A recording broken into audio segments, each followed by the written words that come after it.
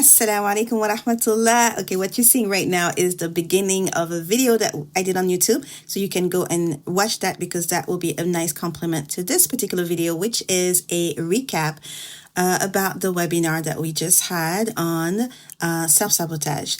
And so I just want to make sure that I did a small recap for you guys so that you get some benefits in case you didn't get a chance to watch the entire webinar.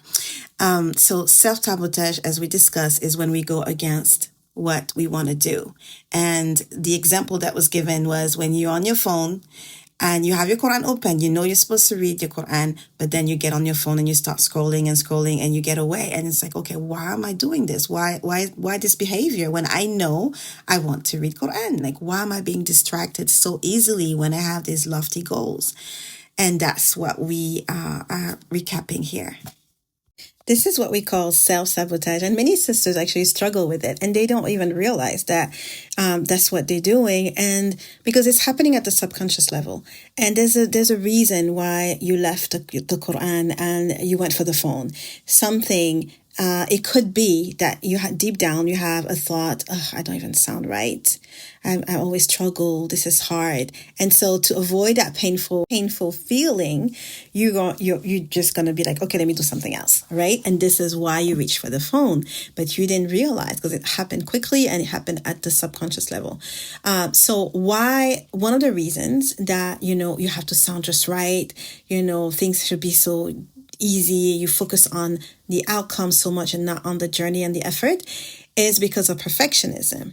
Perfectionism is it's really a coping mechanism that we adopted at a childhood level, and then as an adult it's slowing us down. This is what we discussed in the webinar, and we have to realize that inner voice, the perfectionism, is a clear indicator that there's an inner voice that is saying, I am not enough. And because it's painful to think that and to feel that, we are going to procrastinate and we're going to do things extra and we're going to spend more time. And why are we going to procrastinate? We will procrastinate because we want things to be perfect. And we know it's going to take a lot of energy.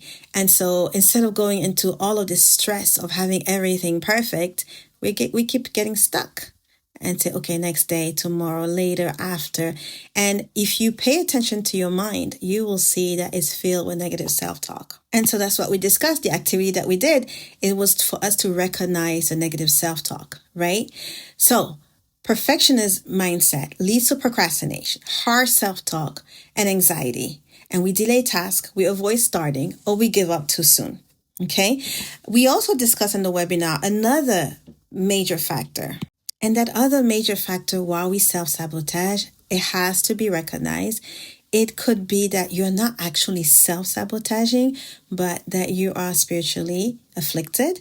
And then, of course, you're going to see in your affairs barriers, and it is going to feel and look like you are self-sabotaging. You know what is good for you, but then there's the resistance that you can't explain, right? And so in this case, we talked about sihr, we talked about, mas, jinn possession, and we talked about evil eye. All of these are real. I have sisters that I teach, that I coach, that are dealing with this. And the Ruqya has made a huge difference in their lives. They got back the energy. They're more focused. They're able to, they waste their time less. They know what they're supposed to do. They're on top of things. And so they were not actually self-sabotage. It looked like they were, but actually they needed Ruqya at that point. So we also talked about that in the webinar. So these are the main things that we went over as far as the issues. A perfectionist mindset, negative self-talk, that leads to procrastination and avoiding what you need to do, and external influence. So external influence being spiritual sickness. So now we went over a list of solutions, and we discussed psychological solutions where you have to reprogram even, your subconscious, like those limiting beliefs. This is something that I do in depth with the client, But if you're able to reprogram that limiting belief, find evidence of the opposite, the fact that you are enough. And one way to do that is to build a gratitude journal, right? Shukr is going to be really important because shukr helps you to focus on your blessings. Whereas, when you have negative, self-talk or perfectionist mindset, you focus on the lack and there's a harshness to the self-talk. Whereas gratitude rewires your mind to think of the blessings and keep the hope alive. Okay. And of course, Allah increases you when you are grateful. So instead of saying, oh, I didn't even read my page of Quran. Well, you know what? Alhamdulillah, I sat down, I opened the Quran, I read at least 2 or 3 lines. Next time I'll do better, inshallah. But this is a good start. So it just helps to rewire your mind, bi'idhnillah. And then you remember the name of Al-Halim, the one that is forbearing, that does not punish, right away. You remember the name of Allah, Ash-Shakur, who is, rewards efforts and sincerity, even if it's small, even if it's imperfect. And you know that those are the beloved deeds to Allah when they are consistent, even if it's small. So you don't downplay, the baby steps, and you are grateful for the opportunity. And that pushes you to work with ihsan. You act with ihsan because you remember Allah in your steps. You remember you do for Allah sincerely, and you remember that He sees you even though you don't see Him. And so with that, you are able to wire this whole vicious cycle that you were in, and you see yourself progressing with your ruqya, with gratitude, with remembering that Allah is Al-Halim, that Allah is Ash-Shakur, that the effort is rewarded, so there's no loss actually. And you see that with the Quran and the coaching, you have those 2 elements, how they go together hand in hand, and they help you to get rid of self-sabotage, and they help you to move forward. So if you want to take this further, my Quran and coaching program helps sisters apply these steps to life and worship. So you can grow with confidence, you can grow with balance, you can grow with ihsan. And so click on the link below and start your journey. Start connecting deeply with the Book of Allah. Start understanding yourself better and correcting and adjusting whatever does not serve you as far as, perfectionism and, negative self-talk and rumination. Correct that along with your journey with the Quran, because one impacts the other.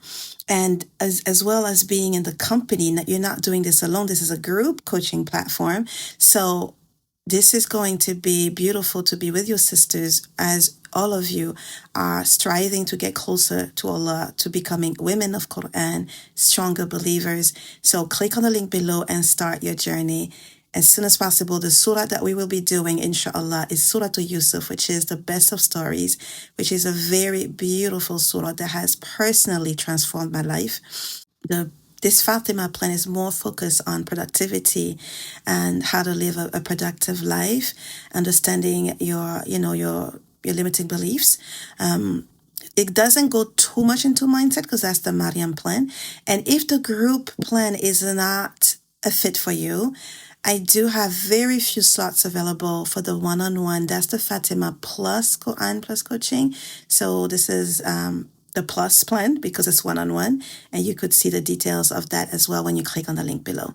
Any good is from Allah, any mistake is from me, and may Allah forgive me. Subhanaka Allahumma bihamdik, ashhadu an la ilaha illa anta, astaghfiruka wa atubu ilayk. Assalamu alaikum wa rahmatullahi wa barakatuh.